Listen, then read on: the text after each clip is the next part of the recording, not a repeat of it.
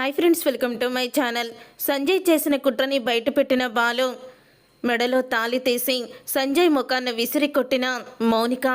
అసలు ఇదంతా ఎలా జరగబోతుందనేది మీరు తెలుసుకోవాలనుకుంటే వీడియోని తప్పకుండా లైక్ చేయండి. మీ లైక్ మాకెంతో సపోర్ట్ని ఇస్తుంది. సత్యమైతే ప్రభావతితో ఇలా అంటూ ఉంటాడు, మా అమ్మని కూడా బొమ్మలు కొలువు పెడుతున్నాం కదా, రమ్మని చెప్పాను అని అంటూ ఉంటాడు సత్యం. ఇప్పుడు ఆవిడెందుకండి బొమ్మల కొలువుకి కూడా ఆవిడని పిలవాలా? వస్తే నన్ను కోడల్ని చేస్తుంది, ఆవిడ రాకపోతే నేను అత్తగారిలా పెత్తనం చేస్తాను కానీ అని అంటూ ఉంటుంది ప్రభావతి. అప్పుడే ఇక అంటూ ఉంటాడు, మా అమ్మ రాకుండా ఎలాగా, ఇంటికి పెద్దవాళ్లే అందం, మా అమ్మ ఉంటే అన్నీ కూడా చెప్తుంది ఎలా చేయాలో ఏంటో అని అంటూ ఉంటాడు సత్యం. అదే నిజమేలేండి, అత్తయ్య గారు ఉంటే అలా చేయాలి ఇలా చేయాలని అన్నీ దగ్గరుండి చెప్తారు. అప్పుడు మనకి ఎటువంటి అనుమానం లేకుండా అన్నీ చేసుకోవచ్చు. నిజంగా ఏదో నన్ను అంటారనే కానీ అత్తయ్య వస్తే చాలా బాగుంటుంది, ఇల్లంతా కలగా ఉంటుంది, కానీ ఆవిడ ఒక్క విషయంలోనే నాకు నచ్చదు అని అంటూ ఉంటుంది ప్రభావతి. ఏంటి ఒక విషయంలో మా అమ్మ నీకు నచ్చదా? ఏ విషయంలో అని అంటూ ఉంటాడు సత్యం. వచ్చిన దగ్గర నుంచి నా మనవడు నా మనవరాలు అంటూ ఆ బాలు మీనానే కలవరిస్తూ ఉంటుంది. పాపం రోహిణిని అస్సలు కూడా పట్టించుకోదు. శృతితో బాగానే మాట్లాడుతుంది కానీ రోహిణి కానీ మనోజ్ని కానీ అస్సలు కూడా పట్టించుకోదు అని అంటూ ఉంటే, రోహిణి ఏమన్నా పట్టించుకుంటుందా మా అమ్మని? నువ్వు అలా మాట్లాడుతున్నావు అని అనగానే, అంటే రోహిణి ఇంకా చాలు, నీ కోటీశ్వర్లు డబ్బున్న వాళ్ళ మాటని పక్కన పెట్టావు, అయినా అసలు నువ్వు ఎందుకు ఏమీ పట్టించుకోవడం లేదు? రోహిణి వాళ్ళ నాన్న జైల్లోకి వెళ్ళి అప్పుడే 6 నెలలు కావస్తుంది, కనీసం రోహిణి ఎటువంటి ప్రయత్నం చేయడం లేదు. వాళ్ళ నాన్న జైల్లో నుంచి రప్పించాలని కనీసం వాళ్ళ మావయ్యతో మాట్లాడుతుందో లేదో కూడా మనకి తెలీదు అని అంటూ ఉంటే, అప్పుడే ఇక ఆ మాట విని అంటూ ఉంటుంది ప్రభావతి. అయితే అవునండి, నేను ఈ విషయాన్ని మనోజ్తో అనాలి, అప్పుడు మనోజ్ గారు ఏం సమాధానం చెప్తాడో చూస్తాను అని అంటూ ఉంటుంది ప్రభావతి. అప్పుడే ఏమో రోహిణి విషయంలో ఎప్పటికప్పుడు నాకు ఏవో అనుమానాలు వస్తూనే ఉంటాయి అని అంటూ ఉంటాడు. మా అమ్మ ఒక యాగం కూడా జరిపిద్దామని చెప్పింది అని అంటూ ఉంటాడు సత్యం. యాగమా? ఏంటా యాగం అని అంటూ ఉంటుంది ప్రభావతి. మన 4 పిల్లలకి పెళ్ళయ్యి సంవత్సరం కావస్తుంది, ఎవరు కూడా మనకి విశేషం చెప్పలేదు, ఎవరు కూడా ప్రెగ్నెంట్ అవ్వలేదు కదా, దాని గురించి ఏదో యాగం జరిపించమని పంతులు గారు చెప్పారట. ఆ యాగానికి మౌనిక అలాగే సంజయ్ కూడా ఉండాలని చెప్తున్నారు. ఎలాగో బొమ్మలు కొలువు పెడుతున్నాం కాబట్టి మౌనికని సంజయ్ని రమ్మని పిలుద్దాము అని అంటూ ఉంటాడు సత్యం. అప్పుడే ఇక ఆ మాట విని ప్రభావతి అయితే, అదేనండి నేను అనుకుంటున్నాను, చాలామంది కూడా అలాగే అడుగుతున్నారు, అదేంటి మీ పిల్లలు అందరికీ కూడా పెళ్ళిళ్ళు బాగానే అయిపోయాయి, మంచి సంబంధాలు కూడా వచ్చాయి, ఒక్కరు కూడా ఇంకా విశేషం చెప్పలేదా, మీకు గుడ్ న్యూస్ చెప్పలేదా అని అందరూ అడగడమే అని అంటూ ఉంటుంది ప్రభావతి. అవన్నీ ఆలోచించి మా అమ్మ ఈ యాగాన్ని జరిపిస్తానంది. సరే కానీ ముందు మౌనికకి ఫోన్ చెయ్యి అని అంటూ ఉంటే, అప్పుడే ఇక మౌనికకైతే ఫోన్ చేస్తూ ఉంటుంది ప్రభావతి. మౌనిక అయితే ఫోన్ లిఫ్ట్ చేయదు. మౌనిక ఫోన్ లిఫ్ట్ చేయడం లేదండి అని అంటూ ఉంటే, మౌనిక ఫోను లిఫ్ట్ చేయడం లేదా? సరే అయితే మళ్ళీ చెయ్యి అని అంటూ ఉంటాడు సత్యం. మళ్ళీ కూడా మౌనిక ఫోను లిఫ్ట్ చేయదు. తరువాత వాళ్ళ అత్తగారికి చేయమని సత్యం చెప్పడంతో ప్రభావతి అయితే వాళ్ళ అత్తగారికి ఫోన్ చేసి, ఇక మా మౌనిక ఫోన్ లిఫ్ట్ చేయడం లేదు, ఒకసారి ఇవ్వండి వదిన గారు అని అంటూ ఉంటుంది. అప్పుడే ఇక మౌనికని వాళ్ళ పుట్టింటి వాళ్ళతో మాట్లాడొద్దని అన్నారు కదా, అందుకనేనేమో అని అంటూ చాలా బాధపడుతూ ఇవ్వాలా వద్దా అని ఆలోచిస్తూ ఉంటుంది. ఏంటే ఫోన్ పట్టుకొని అటు ఇటు తిరుగుతున్నావు, ఫోన్లో ఎవరు అని నీలకంఠం అడుగుతూ ఉంటే, మౌనిక వాళ్ళ అమ్మ, ఆవిడ మౌనిక ఫోన్ లిఫ్ట్ చేయడం లేదని ఫోన్ ఇవ్వమని చెప్తుందండి అని అంటూ ఉంటుంది. అప్పుడే ఇక వెంటనే నీలకంఠమైతే ఫోన్ తీసుకుంటాడు. చెప్పండి అని నేను నీలకంఠాన్ని మాట్లాడుతున్నాను అని అనగానే, మీరా అన్నయ్య గారు బాగున్నారా అని అంటూ ఉంటుంది ప్రభావతి. ఉన్నాం అని అంటూ ఉంటాడు నీలకంఠం. మా మౌనిక ఎందుకో ఫోన్ లిఫ్ట్ చేయడం లేదు, ఈ మధ్య సరిగ్గా మాకు ఫోన్ చేసి కనీసం మాట్లాడడం లేదు, అక్కడ ఏదైనా ఇబ్బందా అని అంటూ ఉంటే, మా గురించి తెలుసుకోవడం ఇబ్బంది అని ఎలా అడుగుతున్నారు మీరు అని అంటూ ఉంటాడు నీలకంఠం. అయ్యో, మీరు సరిగ్గా చూసుకోవడం లేదని కాదండి అన్నయ్య గారు, అంటే తనకి ఏదైనా ఇబ్బందా అని అడుగుతున్నాను అంతే. ఇబ్బంది అంటానికి తనేమన్నా ప్రెగ్నెంటా, పోనీ మంచం దిగకుండా ఇబ్బంది పడిపోతుంది అని అనుకోవడానికి ఇంకా సంవత్సరం వస్తుంది కానీ పెళ్ళయ్యి కనీసం తను ప్రెగ్నెంట్ కూడా అవ్వలేదు అని అంటూ ఉంటాడు నీలకంఠం. ఆ మాట విని దానికేనండి మా అత్తయ్య గారు యాగం జరిపిస్తానన్నారు. రేపు మా ఇంట్లో బొమ్మల కొలువు, ఎల్లుండి యాగం పెట్టుకోవాలని అనుకుంటున్నాము. రేపు అల్లుడు గారిని అలాగే మా అమ్మాయిని పిలుద్దామని ఫోన్ చేశాను అని అంటూ ఉంటుంది ప్రభావతి. అప్పుడే ఇక ఆ మాట విని, ఓ అందుకే ఫోన్ చేశారా, సరే రేపు వాళ్ళు వస్తారులేండి అని అంటూ ఉంటాడు నీలకంఠం. ఇక ఆ మాట విని, మా మౌనికకు ఒకసారి ఫోన్ ఇస్తారా, మాట్లాడతాను అని అంటూ ఉంటుంది ప్రభావతి. అప్పుడు ఇక మౌనికకి ఫోన్ అయితే ఇస్తుంది. వాళ్ళ అత్తగారు అయితే పిలిచి, మాట్లాడమ్మా మీ అమ్మ అని అంటూ ఉంటాడు నీలకంఠం. లేదు నేను మాట్లాడను అని సైగ చేస్తూ ఉంటుంది మౌనిక. పర్వాలేదు మాట్లాడు అని నీలకంఠం చెప్పడంతో అమ్మా అని అంటూ ఉంటుంది మౌనిక ప్రభావతిని. అమ్మా మౌనిక, ఎలా ఉన్నావమ్మా, ఎందుకు నువ్వు ఫోన్ చేయడం లేదు, ఎందుకు అంత బిజీ అయిపోయావో అని అడుగుతూ ఉంటే, నిజంగానే బిజీ అయిపోయానమ్మా, మా ఫ్యాక్టరీ గురించి కంపెనీ గురించి అన్నీ నేనే చూసుకుంటున్నాను, అందుకనే బిజీగా ఉన్నాను, ఏమీ అనుకోకు అని అంటూ ఉంటుంది మౌనిక. రేపు ఇంట్లో బొమ్మల కొలువు పెడుతున్నామమ్మా, అలాగే ఎల్లుండు నానమ్మ ఏదో యాగం కూడా జరిపిస్తున్నారు, యాగంలో మీరు కూడా కూర్చోవాలి, కాబట్టి రేపు ఎల్లుండు ఖాళీ చేసుకొని నువ్వు అల్లుడు గారు తప్పకుండా రావాలి అని అంటూ ఉంటే, అంటే అమ్మ ఆయనకి ఖాళీ అవుతుందో లేదో అడుగుతాను అని అంటూ ఉంటుంది మౌనిక. అడగడం కాదమ్మా, తప్పకుండా రావాలి, నీ గురించి అందరం కూడా ఎదురు చూస్తాము అని అంటూ ఉంటుంది ప్రభావతి. సరే అమ్మా అంటూ మౌనిక ఫోన్ పెట్టేస్తుంది. తర్వాత సంజయ్ అయితే వస్తాడు. ఎవరితోనే ఫోన్లో మాట్లాడుతున్నామని నీలకంఠం వాళ్ళమ్మ నుంచొని ఉండంగానే అడుగుతూ ఉంటాడు. అప్పుడే ఇక అంటూ ఉంటుంది మౌనిక, మా అమ్మతో మాట్లాడానండి అని అనగానే, ఏంటి నీ పుట్టింటి వాళ్ళతో మాట్లాడావా, నీ పుట్టింట్లో వాళ్ళతో మాట్లాడొద్దని నీకు ఎన్నిసార్లు చెప్పాను, ఎందుకు మాట్లాడుతున్నావు అని అంటూ ఉంటాడు. అప్పుడే ఇక ఆ మాట విని ఒక్కసారి ఇక షాక్ అయిపోతూ ఉంటుంది మౌనిక. మావయ్య గారే మాట్లాడమని సైగ చేశారండి, అందుకే మాట్లాడాను అని అనగానే, ఏంటి నాన్న వాళ్ళతో మాట్లాడమని నువ్వెందుకు సైగ చేశావు అని అంటూ ఉంటే, ఏంట్రా పుట్టింటితో తెగదెంపులు చేసుకోవాలని చూస్తున్నావా ఏంటి, వెళ్ళమ్మా నువ్వు లోపలికి అని అంటూ, రే నూరా అంటూ పక్కకి తీసుకువెళ్తాడు సంజయ్ని. పక్కకి తీసుకువెళ్ళిన తర్వాత అప్పుడు ఇక సంజయ్ అయితే, ఏంటి నాన్న ఎందుకు దాన్ని వాళ్ళ కుటుంబంతో మాట్లాడనిచ్చావు అని అనగానే, నీ మాట జవదాటకుండా బాగానే దూరం పెట్టిందిరా వాళ్ళ పుట్టింటోళ్ళని, కష్టమైన బాగానే భరించింది.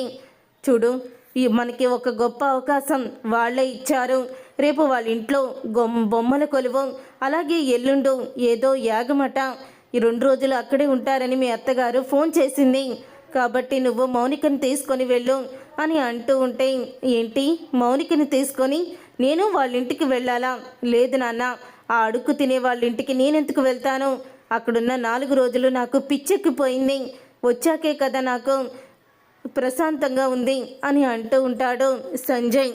ఇప్పుడు నువ్వు తప్పకుండా వెళ్ళాలరా, రేపు బొమ్మల కొలువుకి చాలామంది కూడా వస్తారు, అలాగే యాగం గురించి కూడా మాట్లాడుకుంటారు, అప్పుడే నేను ఎంట్రీ ఇస్తాను రిపోర్ట్స్తో, ఆ రిపోర్ట్స్ చూపించి మీ అసలు అమ్మాయికి పిల్లలు పుట్టే అవకాశమే లేదని నిజాన్ని బయట పెడతాను, అప్పుడు నువ్వు నీ యాక్షన్ మొదలుపెట్టు, చెప్పాను కదా ఏమనాలో అని అంటూ ఉంటే, సరే తప్పకుండా వెళ్తాను నాన్న, అంటే రేపు వాళ్ళ ఇంట్లో జరిగే బొమ్మల కొలువుల్లో వీళ్ళందరూ ఏడుపు సీన్ అన్నమాట, సూపర్ ఉంటుంది అని అంటూ ఉంటాడు సంజయ్ అలా అన్న తర్వాత అప్పుడే ఇక లోపలికి వెళ్ళి మౌనికతో, రేపు మనం మీ పుట్టింటికి వెళ్తున్నాము అని అంటూ ఉంటాడు. ఏంటి మీరు చెప్పేది, అసలు నన్ను నా పుట్టింటి వాళ్ళతోనే మాట్లాడొద్దని అన్నారు, అలాంటిది మీరు నన్ను పుట్టింటికి తీసుకువెళ్తున్నారా, ఇది నిజమేనా అని అడుగుతూ ఉంటుంది మౌనిక. నిజమే కాబట్టే నీ దగ్గరికి వచ్చి చెప్పాను, ఏ రావా అని అంటూ ఉంటాడు సంజయ్. లేదండి ఇన్ని రోజులు కూడా కనీసం మా అమ్మ వాళ్ళు ఎలా ఉన్నారో కూడా అడగని మీరు ఇలా సడన్గా మా ఇంటికి 2 రోజులు ఉండడానికి తీసుకువెళ్తున్నారంటేనే నాకు చాలా హ్యాపీగా ఉంది అని అంటూ ఉంటుంది మౌనిక. తర్వాత ఇక ఉదయం అవ్వంగానే ఇక అందరూ బొమ్మల కొలువుకి బొమ్మలన్నీ కూడా రెడీ చేస్తూ ఉంటారు. అప్పుడే ఇక ఆ బొమ్మల్ని చూసి ఎంతో ఆనందపడుతూ ఉంటుంది ప్రభావతి. ఇక బొమ్మల కొలువు అయిపోయిన తర్వాత పాట పాడుతూ హారతి అయితే ఇస్తూ ఉంటుంది. ఇంతలో సుశీలమ్మ అయితే వస్తుంది.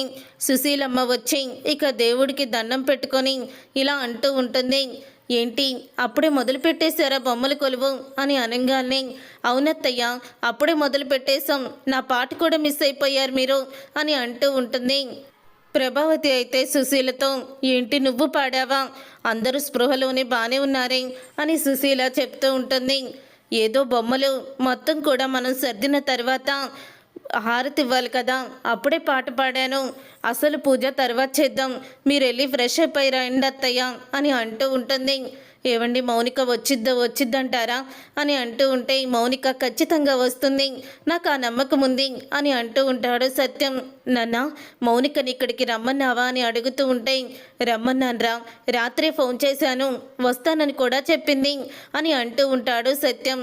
మౌనికని చూసి చాలా రోజులైంది నాన్న, ఒక్కసారి మౌనికని చూడాలనిపిస్తుంది అని బాలు అనగానే, అవునరా ఈ మధ్యకాలంలో తను ఫోన్లో కూడా మాట్లాడటం లేదు, అప్పుడు చూడు మనం గుడిలో గొడవ జరిగింది కదా, అప్పటి నుంచి తను సరిగ్గా ఫోన్ కూడా చెయ్యలేదు, అక్కడ ఏం జరిగిందో ఏంటో కూడా నాకు తెలీదు అని అంటూ ఉంటాడు సత్యం.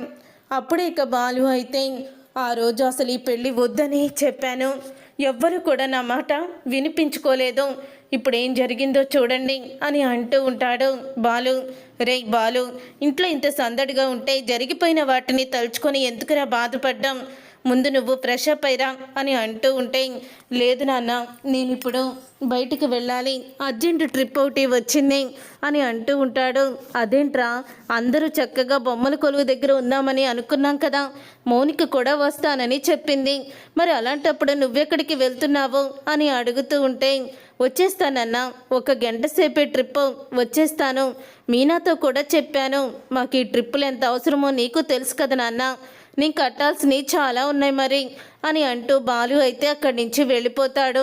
ఇక బాలు వెళ్ళిపోయిన తర్వాత మౌనిక సంజయ్ అయితే ఇంటికైతే వస్తారు. అప్పుడు ఇక మౌనిక సంజయ్ని చూసి ప్రభావతి అయితే వాళ్ళకి హారతి ఇచ్చి లోపలికి రండి అని అంటూ ఆహ్వానం పలుకుతుంది. ఎలా ఉన్నావు అమ్మ మౌనిక అని అడుగుతూ ఉంటుంది సుశీల. నేను బాగానే ఉన్నాను నాయనమ్మ, నువ్వెలా ఉన్నావు, నీ యొక్క ఆరోగ్యం ఎలా ఉంది అని అడుగుతూ ఉంటుంది. చాలా బాగున్నానమ్మా, నిన్ను చాలా రోజులైంది చూసి, చేతిలో ఫోన్ ఉంటుంది, ఫోన్ చేయడానికి ఏమైంది, ఎందుకు ఫోన్ చేయట్లేదు, మానేశావు అని అడుగుతూ ఉంటుంది సుశీల. అప్పుడే ఇక పక్కనే ఉన్న సంజయ్ అయితే, తను చాలా బిజీ మామగారు, నాతో పాటు కంపెనీ పనులన్నీ చూసుకుంటుంది కదా అని అంటూ ఉంటాడు సంజయ్. అవును బాబు అవును, మీరు చెప్పింది కూడా నిజమే అని అంటూ ఉంటుంది ప్రభావతి. తర్వాత ఇక ఇద్దరు కూడా కూర్చొని ఉంటారు. ఇంతలో ఇక బాలు అయితే ట్రిప్కి వెళ్తాడు కదా, బాలు ట్రిప్కి వెళ్ళినప్పుడు అప్పుడే ఇక నీలకంఠం లోపలికైతే వెళ్తాడు, ఒక హాస్పిటల్ లోపలికి.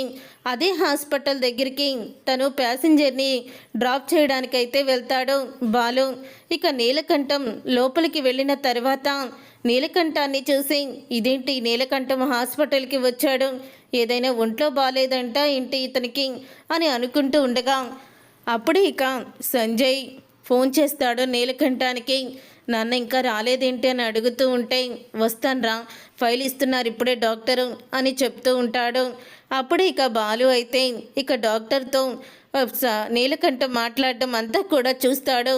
సార్ మీరు చెప్పినట్టే అన్ని టెస్టులు చేస్తే మీ కోడలికి ఎటువంటి ప్రాబ్లం లేదు, అలాగే మీ అబ్బాయికి మాత్రమే చిన్న లోపం ఉంది అని అంటాడు.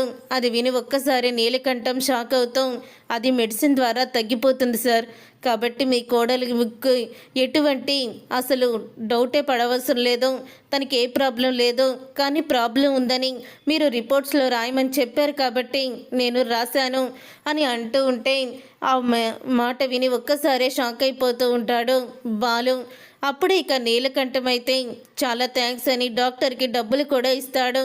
ఇంతలో ఇక బాలుకి దగ్గరికి వచ్చి కస్టమర్ అయితే, బాబు అర్జెంటుగా నన్ను ఫ్లైట్ దగ్గర దింపాలి విమానాశ్రయ ఎయిర్పోర్ట్లో, ఎందుకంటే అక్కడ నాకు అర్జెంటుగా ఒక వర్క్ ఉంది, నేను లండన్ వెళ్ళాలి, ప్లీజ్ బాబు నాకు టైం అవుతుంది అని ఆ డాక్టర్ అయితే ఇక చాలా షాకింగ్గా చెప్తాడు బాలుకి. దాంతో బాలు అయితే అతన్ని డ్రాప్ చేసి అప్పుడు ఇంటికి వచ్చి వీళ్ళ సంగతి చెప్దామని ఇక కారులో వెళ్ళిపోతాడు. వీళ్ళ ప్లాన్ ప్రకారమే నీలకంఠం అయితే ఆ రిపోర్ట్స్ తీసుకొని ఇక వెంటనే ప్రభావతి ఇంటికైతే వచ్చేస్తాడు. ప్రభావతి ఇంటికి నీలకంఠం రావడం చూసి అప్పుడే ఇక అంటూ ఉంటుంది, ప్రభావతి అన్నయ్య గారు కూడా వచ్చారు, అన్నయ్య గారు వదిన గారు కూడా తీసుకురావాల్సింది మీరు అని అంటూ ఉంటే, లేదు ఆవిడ రానందులేండి అని అంటూ ఉంటాడు.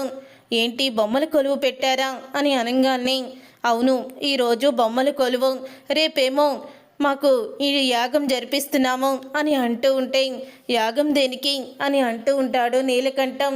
పెళ్ళయ్యి సంవత్సరం అవుతున్న వీళ్ళకి ఇంకా పిల్లలు కలగలేదు కదా, ఏమన్నా దోషాలు ఉంటాయి పోతాయని యాగం జరిపిస్తున్నాను బాబు అని నీలకంఠం అంటూ ఉంటుంది.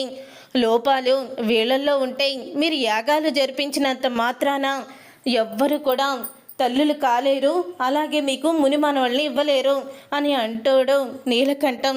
ఒక్కసారే సత్యం ఏం మాట్లాడుతున్నారు బావగారు అని అడుగుతూ ఉంటాడు. ఏముంది ఉన్నదే మాట్లాడుతున్నాను, పెళ్ళయ్యి సంవత్సరం వస్తుంది కదా అని నేను కూడా మీకులాగే ఆలోచించి ఇద్దరికి కూడా టెస్టులు చేయించాను. ఇద్దరికి టెస్టులు చేయిస్తే మా అబ్బాయికి ఎటువంటి లోపం లేదు, మౌనికకైతే పిల్లలు పుట్టే అవకాశం లేదని రిపోర్ట్స్ అయితే ఇచ్చారు. కావాల్సింటే ఇక్కడ చదువుకున్న వాళ్ళు చాలామంది ఉన్నారు కదా, రిపోర్ట్స్ చూడమనండి అని అంటూ ఉంటే అప్పుడే ఇక శృతి, రవి, మనోజ్ కూడా రిపోర్ట్స్ చూసి అవునమ్మా మౌనికకి తనకే ప్రాబ్లం ఉందని ఉంది అని అనగానే షాక్ అయిపోతూ ఉంటుంది ప్రభావతి. మందులు వాడితే తగ్గిపోతుందిలే అన్నయ్య గారు అంటూ ఉంటుంది. అప్పుడే ఇక సంజయ్ అయితే నో లేదు, పిల్లలు పుట్టకపోతే నేను అసలు ఈ మౌనికని ఏలుకోను, ఇది నాకు అవసరం లేదు, లేదంటే లేదు అని బయటికి వెళ్ళిపోతాడు సంజయ్. ఇక నీలకంఠం అయితే మా వాడు ముందు నుంచి చెప్తూనే ఉన్నాడు, ఇలాంటిది ఏదైనా వస్తే మాత్రం నేను మౌనికకి విడాకులు ఇచ్చేస్తానని అని అనగానే అప్పుడే సత్యం బ్రతిమలాడుతూ ఉంటాడు. ఇంతలో బాలు అయితే వస్తాడు. ఇక బాలు రావడంతో సంజయ్ అయితే రే లోపల అగ్నిపర్వతం బద్దలైపోయిందిరా, ఏం చేస్తావురా నువ్వు అని అంటూ ఉంటాడు. సంజయ్ అయితే బాలుని రెచ్చగొడుతూ అప్పుడే ఇక బాలు అయితే సంజయ్ పీక పట్టుకొని లోపలికి వెళ్తాడు. ఎక్కడికి వెళ్తున్నారు ఆగండి అని అంటూ ఉంటాడు. బాలు అయితే ఏంటమ్మా మౌనిక ఏడుస్తున్నావు, నీకు పిల్లలు పుట్టే అవకాశం లేదని ఈయన ఒక రిపోర్టు తీసుకొచ్చి ఇచ్చాడా అని అంటూ ఉంటాడు. బాలు ఆ మాట విని అవునన్నయ్య అని అంటూ ఉంటుంది. మౌనిక అయితే మౌనిక అలా అన్న తర్వాత వీళ్ళు నిన్ను వదిలించుకోవడానికి ఎంత కఠినమైన కుట్రని చేశారో తెలుసా, అసలు నీలో లోపం లేదు, లోపం ఉంది మీ ఆయనలో, అలాగే నిన్ను పుట్టింటికి పంపించేయాలని వీళ్ళు ఈ ప్లాన్లు చేస్తున్నారు అని అంటూ ఉంటే అప్పుడే ఇక మా మీద ఇన్ని నిందలు వేస్తారా అని అంటూ ఉంటాడు నీలకంఠం. రే అసలు మంచి చెడు తప్పులు తెలుసుకోకుండా మాట్లాడుకో అని అంటూ ఉంటుంది ప్రభావతి. అమ్మ మౌనిక నిజం చెప్పమ్మా, వీడు ఏనాడైనా నిన్ను భారీగా దగ్గరికి తీసుకున్నాడా, ప్రేమగా పలకరించాడా అని అడుగుతూ ఉంటే అప్పుడే ఇక మౌనిక అయితే లేదన్నయ్య అని అంటూ ఉంటుంది. పెళ్ళైన క్షణం దగ్గర నుంచి నన్ను ఒక బానిసలాగా చూశాడు అని అనగానే ప్రభావతి షాక్ అయిపోతూ ఉంటుంది. ఇప్పుడు నేను చెప్పే విషయాన్ని బాగా విను, అప్పుడు వీడు ఎంత నీచుడో నీకు అర్థమవుతుంది. వీడు నీతో కాపురం చేయకుండానే నీకు పిల్లలు పుడతారా లేదా అని టెస్టులు చేయించాడు. ఆ టెస్టుల్ని అక్కడ మార్చేశాడు. తనకి లోపం ఉంది, నీలో లేదో, కానీ నీలో ఉందని సృష్టించాడు. దానికి సాక్ష్యం ఈ వీడియో అని వీడియోని చూపిస్తాడు. హాస్పిటల్లో నీలకంఠం డాక్టర్ దగ్గర తను తీసుకుంటున్న ఫైల్ను మాట్లాడుతుందంతా కూడా తీసి చూసావు కదా వీళ్ళు ఎంతకి తెగించారో అని అంటూ ఉంటాడు. బాలు అయితే ఇలాంటి దుర్మార్గులతోనా నువ్వు ఇన్ని రోజులు బ్రతికింది, ఇక వీడి మీద నువ్వు ఆశల్ని వదులుకోవడం కరెక్టు, ఎందుకంటే వీడు నీ మీద ఇంత కూడా జాలి కానీ ప్రేమ కానీ చూపించడం లేదు అని అంటూ ఉంటే ఆ మాట విని అప్పుడే ఇక ఒక్కసారి మౌనిక తన మెడలో తాళి తీస్తుంది. ఇక అందరూ షాక్ అయిపోతూ ఉంటారు. మెడలో తాళి తీసి సంజయ్ ముఖాన్న విసిరి కొడుతుంది. ఏ తాళిని కట్టి నా వాళ్ళని సాధించాలన్నా అనుకున్నావో, ఏ తాళిని చూసుకొని గర్వపడ్డావో ఆ తాళి ఇప్పుడు నా మెడలో లేదు. నువ్వు నా భర్తవి కాదు, నేను నీ భార్యని కాదు, పోరా బయటికి, ఈసారి అనుభవించండి మీ ఆస్తి అని షాక్ ఇస్తుంది మౌనిక. చూసారుగా ఫ్రెండ్స్, రాబోయే కథలో ఖచ్చితంగా ఇలాగే జరగబోతుంది. మరి ఇలాగే జరగాలని మీరైతే కోరుకుంటున్నారా? అయితే వీడియోని తప్పకుండా లైక్ చేసి ఛానల్ని సబ్స్క్రైబ్ చేసుకొని పక్కనే ఉన్న గంట సింబల్పై ఆల్ని క్లిక్ చేయండి. అప్పుడే మేము పెట్టే ప్రతి వీడియో మీరు మిస్ కాకుండా చూసేవచ్చు.